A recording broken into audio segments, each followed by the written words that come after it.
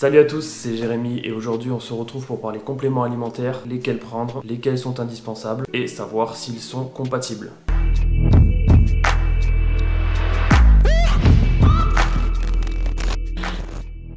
Donc si vous avez cliqué sur la vidéo, c'est que vous êtes peut-être intéressé à en prendre, ou comme moi, que vous en preniez déjà, et que vous avez observé de nombreux bienfaits, ou que tout simplement vous voulez agir de manière efficace en prévention de certains problèmes. Juste avant de commencer la vidéo, je voudrais juste m'excuser pour le bordel qu'il y a derrière, je viens juste d'aménager il y a pas longtemps, et c'est ici maintenant où je vais tourner la plupart de mes vidéos. Bref, revenons sur le sujet qui nous intéresse. Ce faisant, et en prenant de l'âge, nos besoins deviennent rapidement multiples. Au minimum, on aurait besoin d'un bon multivitamine associé à de la vitamine D. À cela, plusieurs produits spécifiques peuvent s'ajouter, par exemple pour la santé des intestins, les maux de tête, ou bien encore contre les allergies. Différents laboratoires proposent donc des compléments alimentaires qui sont censés cibler tous ces différents problèmes. Mais quand on lit les compositions, on se rend vite compte qu'il y a un sérieux problème. Tous ces compléments alimentaires contiennent souvent de nombreux ingrédients que l'on retrouve dans plusieurs formules. Et on se retrouve avec des surdoses de vitamines, d'oligo-éléments et j'en passe. Et cela peut avoir de nombreuses conséquences, notamment des apparitions de troubles digestifs, des développements de symptômes variés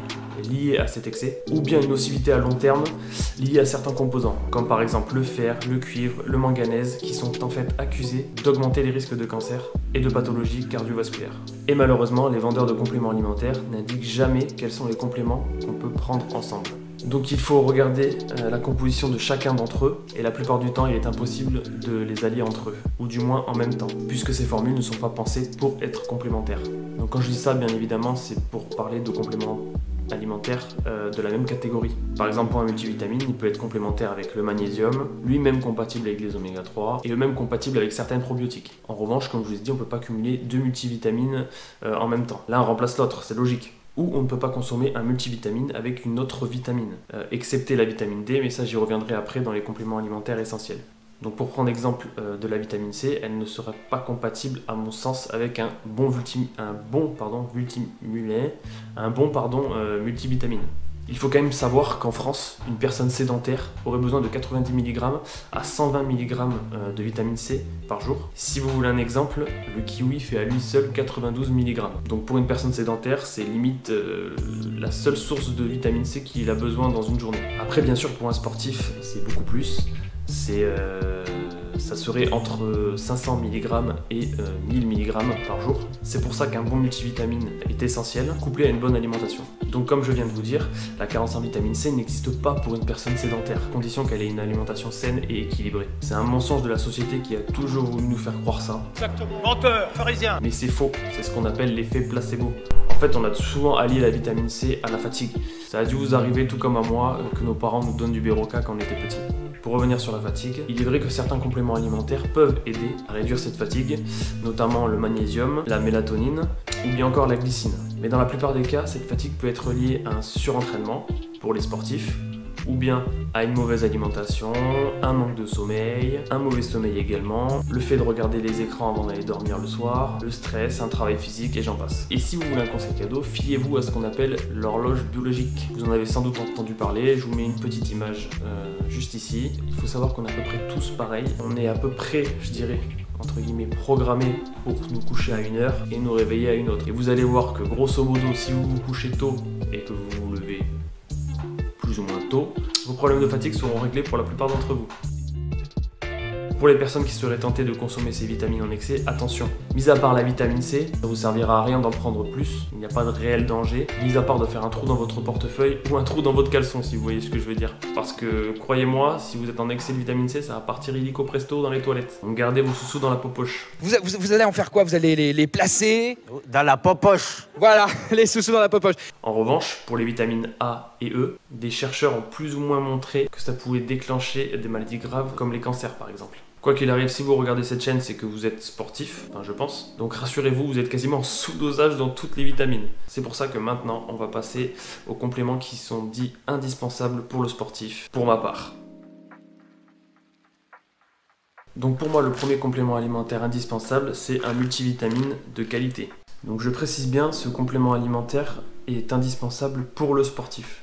Car dans ces cas, le taux de vitamines et d'oligo-éléments serait trop bas. Et dans ces cas-là, une supplémentation en multivitamines est essentielle.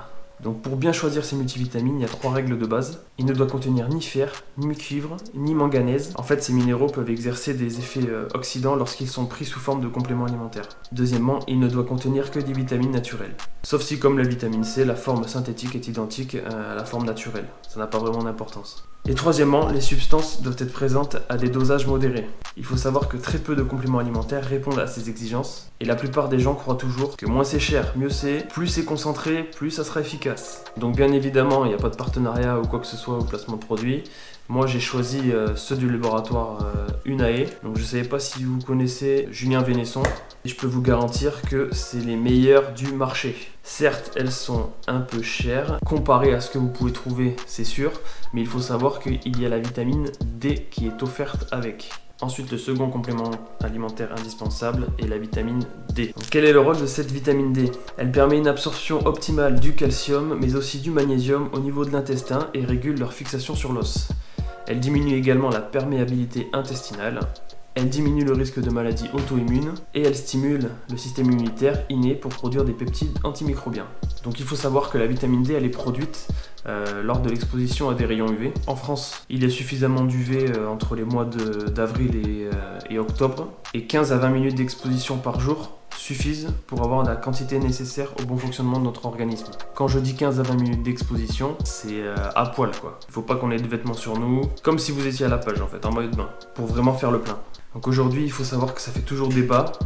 Le besoin en vitamine D serait de seulement 200 UI par jour pour l'ANSES et 1000 UI par jour pour l'Académie de médecine. Et on a encore des chercheurs américains qui recommanderaient plutôt 4000 UI. Mais une étude plus récente a tenu compte du facteur le plus important qui détermine les besoins en vitamine D, à savoir le volume corporel et donc son poids. Les chercheurs estimeraient donc que nos besoins seraient de 75 UI par kilo de poids de corps. Donc grosso modo, pour une personne pesant 60 kg, elle aurait besoin de 4500 UI.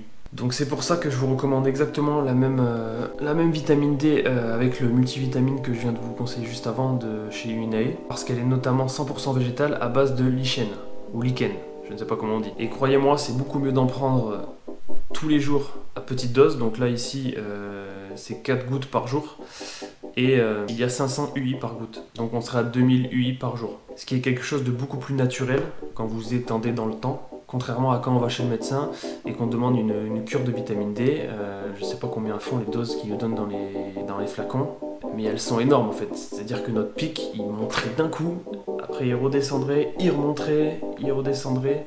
Alors que là, avec celle-ci, on reste de façon linéaire tout au long de l'année, à des doses qu'on a besoin réellement tous les jours. Le troisième complément alimentaire indispensable serait à mon sens les oméga 3.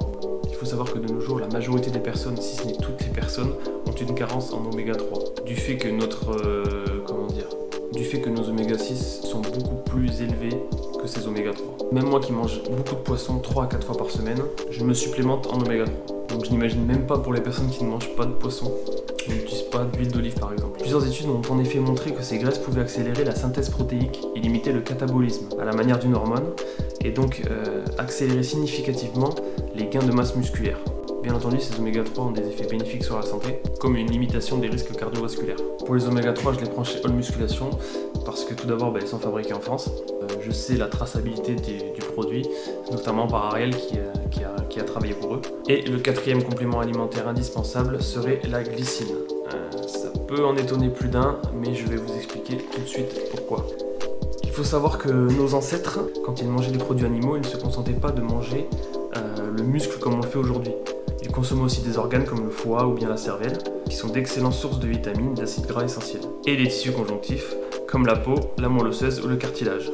Or, il se trouve que tous ces tissus conjonctifs sont très riches en collagène, une protéine qui contribue à la résistance mécanique des tissus à l'étirement. Et le tiers de ces acides aminés qui composent le collagène sont des résidus de glycine, ou L-glycine si vous voulez le terme exact, alors qu'ils ne représentent 4% des acides aminés composant les protéines de la viande ou du poisson. Donc vous l'aurez compris, en arrêtant de manger les abats de peau ou de cartilage, on s'est progressivement privé de cette glycine.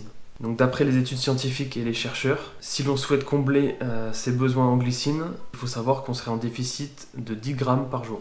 Et à la suite de cette découverte, les chercheurs ont estimé que la glycine devrait avoir le statut d'acide aminé semi-essentiel, c'est-à-dire que peut être produit dans l'organisme mais dont les besoins sont trop élevés pour que cette synthèse seule soit suffisante en fait. Et ils ajoutent que pour couvrir tous les besoins métaboliques et en particulier la synthèse du collagène, 10 grammes de glycine supplémentaires sont nécessaires par jour pour un adulte de 70 kg. Une supplémentation est donc nécessaire pour garantir un métabolisme sain et optimal. Je vous mettrai l'étude en description si vous voulez aller voir. C'est vrai que ça peut paraître curieux au premier abord, mais quand vous replacez l'homme et l'histoire dans son contexte, ça peut paraître en fait logique. Donc quel est son rôle à cette L-glycine? Il faut savoir que c'est un acide aminé utilisé dans l'organisme pour la synthèse du collagène, mais aussi de la créatine, le carburant principal des muscles pour les efforts intenses. Elle interviendrait dans le contrôle du système immunitaire, ainsi que dans les mécanismes du vieillissement. Un défi chronique diminuerait l'espérance de vie et serait impliqué dans toutes les maladies dégénératives modernes, dont le cancer. Moi, personnellement, depuis que je la prends, je sais pas si c'est placebo, mais même si ça l'est, tant mieux, je le garde. Je dors beaucoup mieux et ma peau est beaucoup plus lisse. Et c'est pas une bêtise, j'ai moins de shtar quoi. Bro said that he's missing the roads, man told him the roads is missing you too. He just got done up on a landing, now he's on block trying to fix up the screws. Shing, shoot, execute. Et je sais qu'elle améliorerait également la concentration et la réactivité de votre mémoire. Mais ça pour l'instant je peux pas vous dire, j'ai pas trop vu les changements.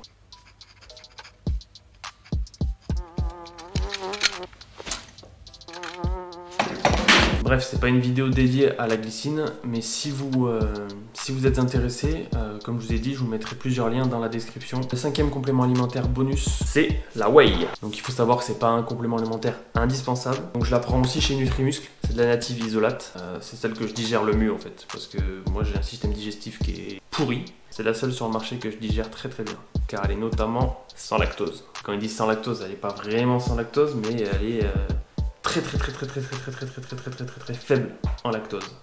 Donc pour les gens qui ne digèrent pas le lait ou ce genre de choses, je vous conseille de prendre cette whey. Donc elle n'est vraiment pas indispensable, d'accord, je ne l'ai pas mis dans les compléments alimentaires indispensables, mais peut être un très bon compromis si votre total calorique n'est pas assez élevé avec votre alimentation. Mais pour le savoir, encore faut-il peser ses aliments. Je sais, c'est pas toujours facile, mais au moins le faire les premiers temps pour à peu près savoir où on se situe. Et oui, je n'ai pas mis les BCA comme la plupart des gens le mettraient dans les compléments alimentaires indispensables parce que pour moi, c'est un complément alimentaire qui est bidon. Pareil, encore une fois, je vais pas développer sur ce sujet. Ça mériterait une autre vidéo que je ferai peut-être d'ailleurs avec mon binôme Ariel, car lui, je crois qu'il trouvait qu'il y avait des effets. Enfin bref, faudrait que je revoie avec lui, mais ça peut être intéressant de faire une vidéo débat là-dessus. Sur ce, les amis, la vidéo est terminée. J'espère que ça vous a plu, que ça vous a éclairé sur certains sujets et que vous avez pu découvrir d'autres compléments alimentaires que vous ne connaissiez peut-être pas, comme la glycine par exemple. Si vous avez aimé la vidéo, bien évidemment, je vous invite à placer un petit like comme d'habitude. Commentaire, ça fait toujours plaisir, et puis je vous invite également à vous abonner si c'est pas fait. Ça nous encourage à continuer. Sur ce, ciao!